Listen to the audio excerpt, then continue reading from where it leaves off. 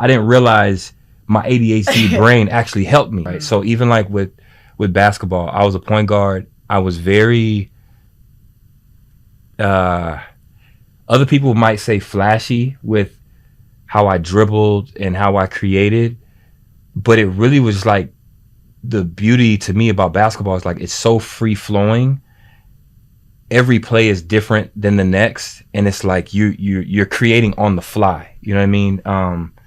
I'm from Texas, so I play football and all those things, but like football is very like we run this play, boom. We run this next play stops, boom. Basketball, you're running the play, you're getting back on defense. There could be a steal, there could be a rebound, and then you're literally creating on the fly. And I just enjoyed that aspect of basketball, being able to manipulate the defense with my eyes and throw a no-look pass because they think I'm going here, but I'm like all those things, right? And so one time I got in trouble with my coach. We ran a play and it worked, and coaches are very like, if it works, run that play again. Ran the play again, and it worked again. We scored. Run the same play, run it again. We ran this play 3 times in a row, and it worked every single time.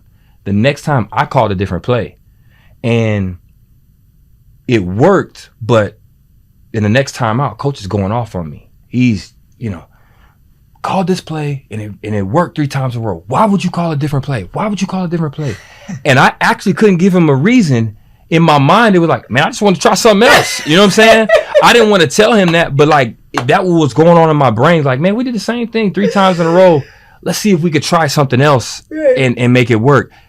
I didn't know what was actually happening, but now knowing that I have ADHD, that's what it was. It was like I got bored really quick with running the same thing over and over again. Let's try something else and be creative with it. And I think that is like one of the superpowers that I've been able to tap into with creating these brands and these businesses, is that everybody else is looking one way or does things a certain way.